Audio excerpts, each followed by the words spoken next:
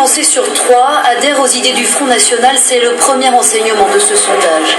Un chiffre en nette progression en 2011, ils étaient 22%, 31% en 2012, 34% donc en 2014. Principale raison de cette adhésion de plus en plus marquée, le sentiment de ne plus se sentir chez soi en France ou encore la défense des valeurs traditionnelles. Des idées portées par le parti mais surtout par sa présidente. L'image de Marine Le Pen remporte de plus en plus d'opinions favorables. C'est le deuxième enseignement de cette étude. 58% des personnes interrogées jugent qu'elle est capable de rassembler au-delà de son camp, un chiffre en hausse de 5 points par rapport à l'année dernière. L'image de la présidente du FN se normalise, se banalise, convainc de plus en plus.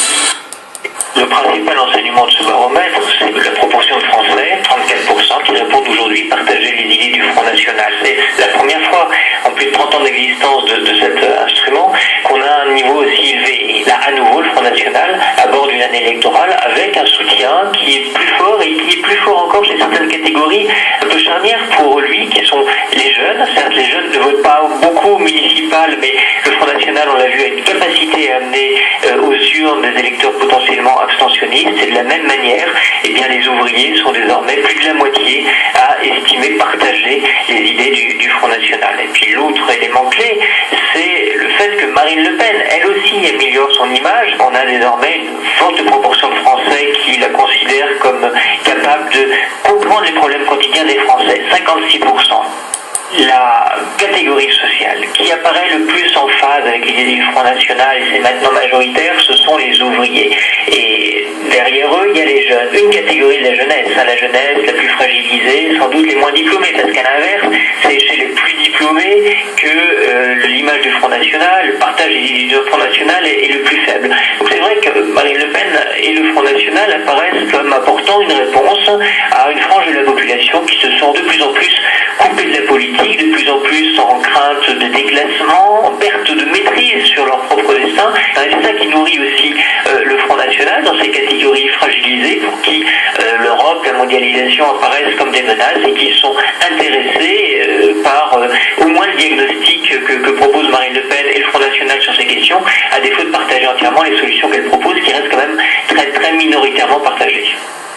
On voit bien qu'il y a deux éléments qui sont très importants dans la stratégie de Marine Le Pen. D'abord, en évitant de se stigmatiser trop sur tout ce qui relevait de l'ancien appareil idéologique du Front National, en essayant d'avoir un abord débarrassé des aspérités de toute cette filiation avec l'ancienne extrême droite française, mais il y a aussi un autre élément qui est qu'elle cherche aussi à s'emparer de thématiques beaucoup plus sociales et dans le domaine économique. Et c'est vrai qu'en brouillant un petit peu les cartes, elle a réussi à dédiaboliser le Front National qui reste porté par un niveau de tension élevé dans la société française sur la question de l'immigration, sur la question de la place de l'islam, sur la question de la réponse à apporter à la petite délinquance. Donc les thématiques anciennes sont toujours là, mais la tactique pour avoir une posture dans le paysage politique et notamment sur les enjeux sociaux et sociétaux est très importante.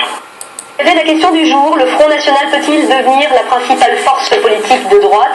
Et les internautes sont assez tranchés là-dessus, ils répondent oui à 71%. Je dirais même la principale force politique de France, parce que de droite... On balaye tout le reste. On n'est pas particulièrement nous ni à droite ni à gauche, il y a des gens qui viennent de partout chez nous. Europe 1 matin, Bruce Toussaint. Le vrai faux de l'info sur Europe 1 avec Laurent Guimier. Bonjour Laurent. Bonjour Bruce, bonjour Julie. Bonjour.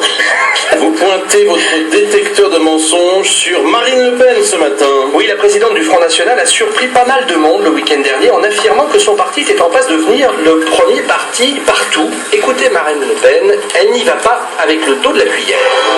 Le Front National est le premier parti chez les ouvriers, le premier parti chez les chômeurs, le premier parti chez les fonctionnaires, le premier parti chez les salariés. Donc, si j'ai bien compris, oui. Marine Le Pen affirme que les ouvriers, les chômeurs, les fonctionnaires et les salariés votent prioritairement pour le Front National, vrai ou faux? Vrai. Lorsque ces mots sont prononcés par Marine Le Pen, dimanche 9 juin, elle dit vrai. Alors je m'explique parce que j'imagine que beaucoup de monde est surpris de m'entendre répondre vrai. prêt à cette affirmation.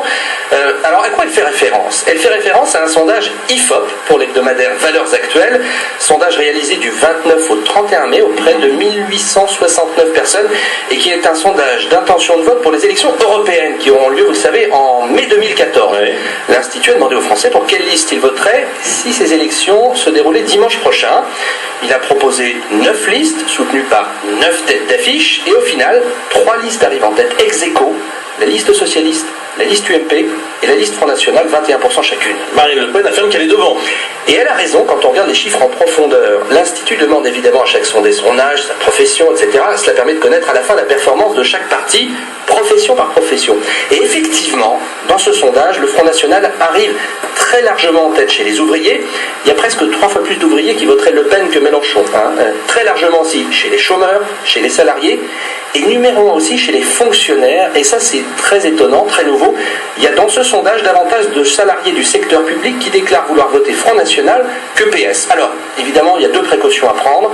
Il s'agit d'une élection européenne où il y a souvent beaucoup de surprises. Oui. Et puis l'élection a lieu dans un an, on ne connaît pas encore le nom des candidats. Mais si on reconnaît que les sondages sont, comme on le dit souvent, vous savez, c'est la tradition, une photographie instantanée de l'opinion, il n'y a aucune raison de confirmer que du 29 au 31 mai, Marine Le Pen se trouvait très bien sur la photo. Merci beaucoup Laurent Guimier.